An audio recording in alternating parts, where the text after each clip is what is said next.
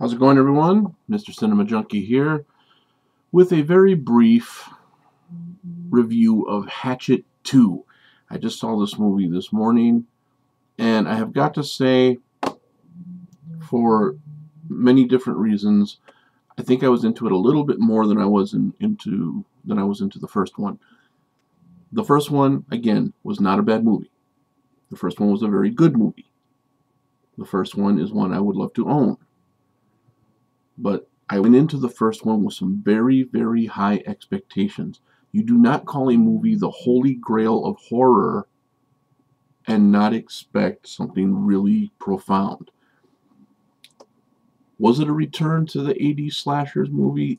Only in that they used actual proper blood effects rather than the CGI stuff that they seem to be using all the time now. And because there was a hulking maniac in the woods, or in the bayou in this case. So yeah, that part was cool. But I think if they would have just lowered the whole the grandstanding a little bit, if they would have lowered my expectations at least, I would have enjoyed it so much more. So going into part 2, knowing what I knew about part 1, I took it for what it was worth, and I was into it quite a bit more. The thing that I loved about both movies were the kill scenes. The kill scenes were absolutely great. Good old-fashioned latex and fake blood type effects. Too many computer-generated effects going around these days. It looks too clean, too sterile, you know, too like the electronic Simmons drums back in the late 80s. You know, that electronic drum sound was just too clean. It didn't have that real drum feel to it. So that's what a lot of these computer-generated effects look like to me. They're too perfect. They're too perfect to occur in an actual scene. Whereas, okay, maybe spraying blood doesn't actually happen either, but I don't know. I can get into it a lot more. That to me is what old school is about. Getting your hands dirty when you kill somebody in the movie.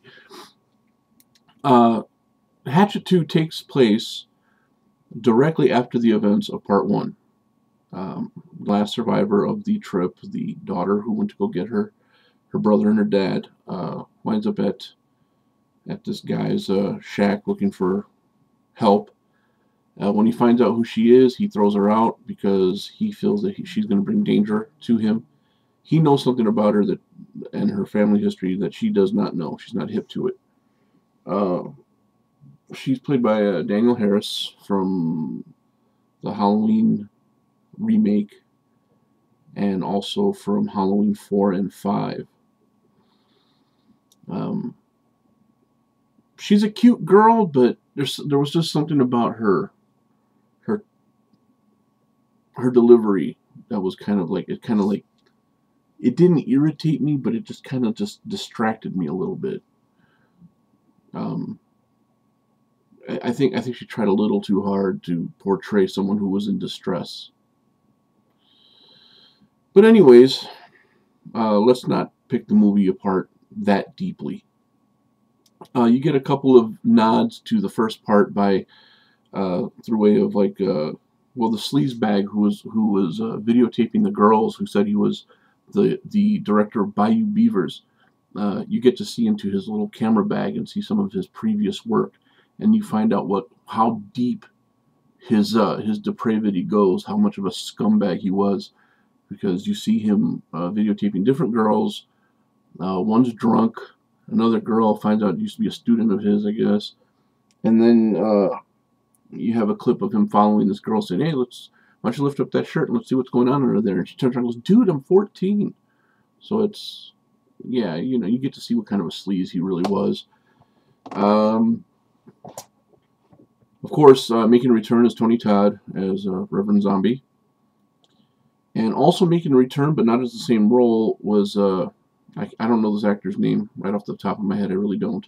I could have written it down, but I didn't, but I was too lazy. But the guy who drove the boat, who headed the tour in the first one, the Asian gentleman, he's back in this one, but as his brother. Tony Todd, or Reverend Zombie, knows or feels he knows how to get rid of Victor Crowley from the swamp, to regain control of the swamp so that his tours can go on and he can start making money again. So he heads up a group of hunters, and in this group there's a couple of familiar faces, one of which is uh, Kaufman, Lloyd Kaufman from Trauma Films. He's in there. Doesn't really say much. Also, I don't know his real name. I never really did know his real name, but everyone knows him as Uncle Creepy. He was in Dread Central. He's from Dread Central. And I believe he worked, well, I'm not even going to guess, but he makes an appearance in there. Also, I don't know any of these names. I'm so sorry. But the guy who played Leatherface in Part 3, in Texas Chainsaw Massacre 3, he's in there. He plays one of the hunters. And they also make a little nod to the movie Lester Vernon, I believe that was the name, Behind the Mask. Yeah, they mentioned that in there. The guy says, I was from Glen Echo, and we have a story about a guy named Lester Vernon. They kind of shut him up. And then when he's telling his story, he also says, he's asking who Victor Crowley is, and the guy says, now, who's Victor Crowley? It's always like a boogeyman. They tell his story to keep kids out of the swamp. He goes, what, like a Jason Voorhees? And of course, we all know Victor Crowley is played by Kane Hodder, who played Jason Voorhees more than anybody else in the series. So it had little, tongue-in-cheek stuff, little, elbow nudges to the horror fans, where you kind of go, oh yeah, he's talking about. So there was no end to the blood, and they have your cliched Sex in the Woods deal, which is actually kind of cool when you think about it. But this one was one of the most entertaining sex scenes I've ever seen, because she's trying to get this guy to tell her that he loves her, and he's just kind of like beating around the bush. No pun intended. But she's like, tell me do you love me? Do you love me? He's like, yep. Just yep. He's just really trying to get around it. You have to see the scene. If you haven't seen it already, you got to see it to believe it. It's really crazy. It leads up to one of the more entertaining kills in the movie. Yeah, there's a couple of kill scenes where you're kind of like, wait a minute, like he comes out with this huge chainsaw, but the chainsaw is not that huge and it's not that long, but he's able to suspend two bodies up on the blade and cut through both of them at the same time. It would have to be at least, I don't know, 7 to 10 feet long to pull off that stunt the way it was shot. But again, you gotta suspend disbelief. You have to forgive those little errors in mathematical judgment, because it's a horror movie, people. Okay, we're not trying to solve world problems here. We're just trying to enjoy some blood and guts. So yes, and making a return is the gas-powered sander. And even that, when they do that little deal with that, you can see where it's just a prosthetic piece put on the back of his head, but that's what's so cool about it. Okay, sure, they could have dumped a bunch of CGI in there and had a pulsating brain showing through the guy's skull, but we don't want that. The old horror fans don't want that. We want animal parts. We want pig intestines. We want all the stuff that makes us think we're looking at the inside of somebody's body. And it definitely pulls that off in this one. So I'm going to say, on a scale from 1 to 5, I give Hatchet to a solid 3.5. I might even go so far as 4, just because my expectations were a lot lower in this one, so I enjoyed it a lot more. But then again, Danielle Harris just kind of, I don't know, something that she was like choking while she was talking or something. I don't know what the hell was her problem.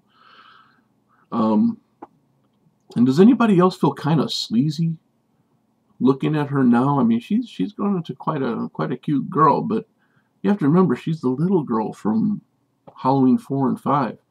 I guess the same thing with Christina Ricci, right? I mean, she was the little girl in Mermaids, almost drowned in the bathtub, and now she's Gazanga's McLean. Anyways, definitely check it out. It's definitely worth a watch. Definitely something that I'm going to own. I'm going to own 1 and 2. Definitely watch. When I get them, I'll show you guys. But that is my semi-review, I guess. Quick review of Hatchet 2. I'm Mr. Cinema Junkie, and that's all for now.